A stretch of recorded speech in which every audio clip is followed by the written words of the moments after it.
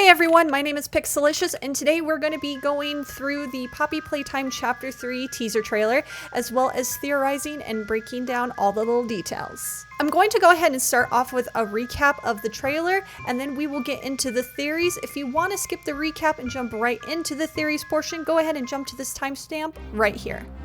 Before we get started, I want to go ahead and say thank you so much for watching already. If you enjoyed this video, go ahead and give it a big old thumbs up. And of course, don't forget to click subscribe and ring that notification bell so you can always be notified when I post a new Poppy Playtime video. With all that said, let's jump into it.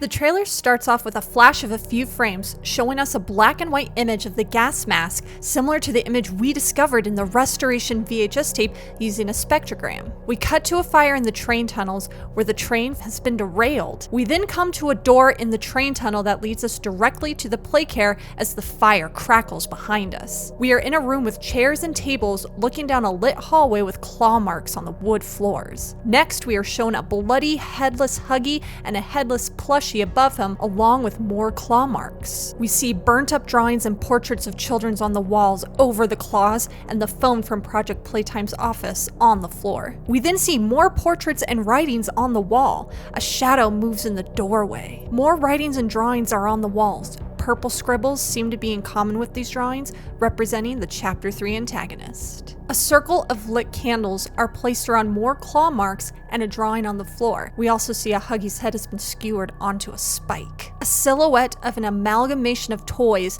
towers above the circle of candles. We then pan across a wall with phrases scribbled across the paint. A clawed hand just out of frame pulls the camera into a dark hallway with glowing white eyes. The creature exhales the red mist before attempting to jump scare us. Large eye sockets with small white eyes, a nose, and a wide grin, the giant screams at us. Chapter 3 is aptly titled Deep Sleep, and we are then shown a small red text before cutting to black.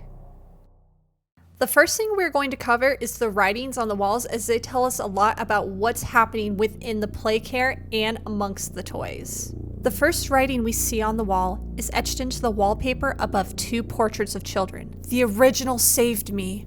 I rejoice in him." This seems to be alluding to the prototype, like the death screens in Poppy Playtime. The prototype has saved us! Whoever wrote this on the wall, which I believe is the Chapter 3 antagonist, sees the prototype as a savior of sorts, rejoicing in him like those within Christianity say, "Rejoice in the Lord." The next writing reads, "I live to serve our angel of salvation." Angel wings etched in the center. The Chapter 3 antagonist probably works for the prototype, thankful for whatever he did to save this being, once again seeing the prototype as an angel, a savior. At the end of the video, we see the writings on the wall as the camera pans across. "Followers of the path." This could have been written by the prototype, a message to the toys that follow him, calling his plans the path. "Wrapped us in garland." Now, this one was hard to read as it was partially hidden in shadows, but this was all I could make out. Garland is a type of decoration common around Christmas time. It's possible when they turn people into toys, they wrap them up in boxes and decorative packages. The prototype here may be referring to Playtime Co. wrapping the toys and giants up in packages to be sold.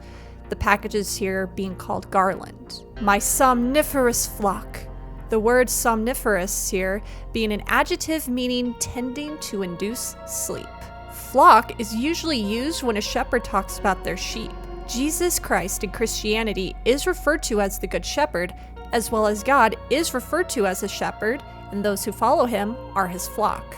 This could be the prototype writing about the playcare creature, as it literally is somniferous, inducing sleep with the red mist. Of course, the last line, as we've seen before many times, states, "Never forget the hour of joy." The hour of joy may have been the toy's salvation, when Playtime Co. fell, when the prototype revolted against the factory.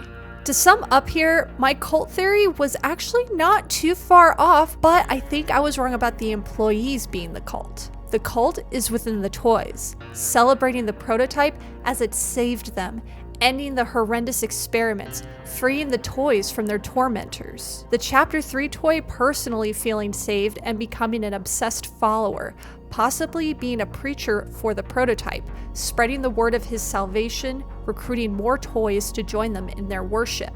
We then see a Huggy head on a spike.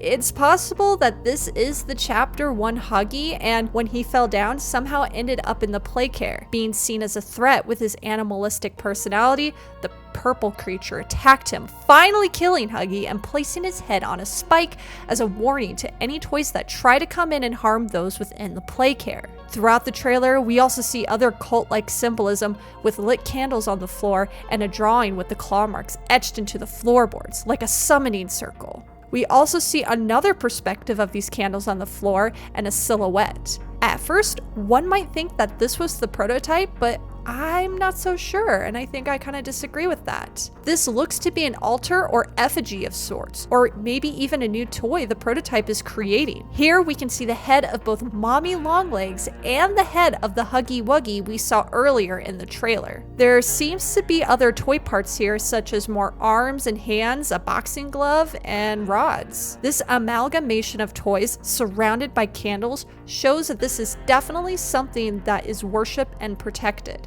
the prototype continuing to add parts to it. However, I don't want to rule out that this could even be the prototype, as he sits in there like a throne room, other toys bringing parts to add. It's apparent the toys and the purple creature seem to worship the prototype as a god, as he saved them from Harley Sawyer and the others that harmed them, doing the prototype's bidding to find freedom from the factory that has become their prison.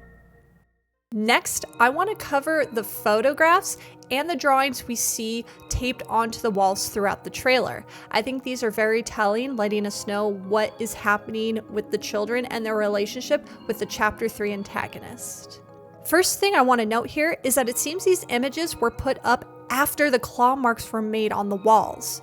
Starting with the photographs, these could be children that were turned into toys and their photos were put up in memoriam. I gotta say though, these 3 photos are very haunting with the dark eyes and the faces being slightly distorted. The frames seem to have characters on them, but the faces are blacked out.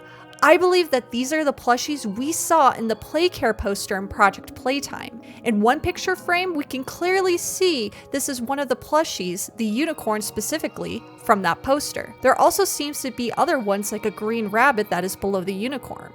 It seems we will see more than just those 3 plushies in the next chapter. The drawings are also quite interesting, and the first one we come across is of 3 children with the purple toy, drawing the red smoke and writing "time for bed." This toy seems to come out in the Playcare when it's time for the children to go to bed and puts them to sleep with the red smoke. The next drawing is of a child with the purple creature reading "my new friend."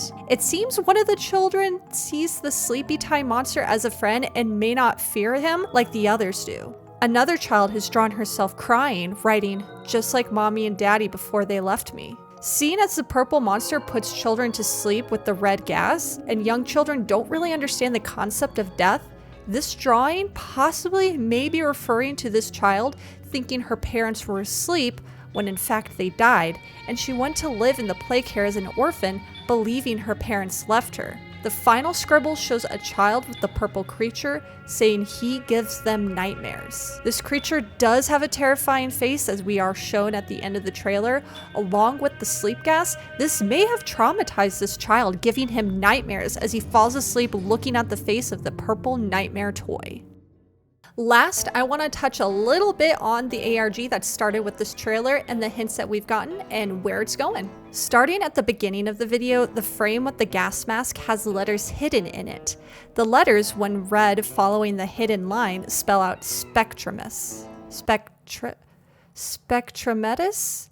I don't know, I don't speak Latin, but it's Latin for ghostly, okay? At the end of the trailer, we see blurry red text. When cleared up, this takes us to playtimeco.org, where we can log into the computer from last month's teaser image. This leads us to access the computer files regarding the Playcare and the Bigger Bodies Initiative, along with the CCTV camera. Now, real quick, I'm not going to go too deep into the ARG right now, as I will make a separate video documenting the process and what lore we will be getting from this ARG.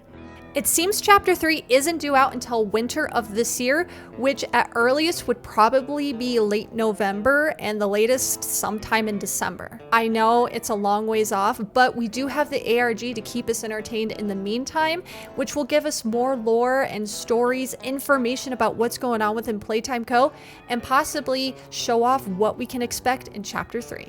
I want to thank you all so much for watching. It really means the world to me. I really appreciate it. If you enjoy this video, again, thumbs up, and of course click that subscribe button so you don't miss a video anytime I post something regarding Poppy Playtime and this new ARG, and I will give you updates as often as I can. With all that said, thank you again, and I'll see you next time.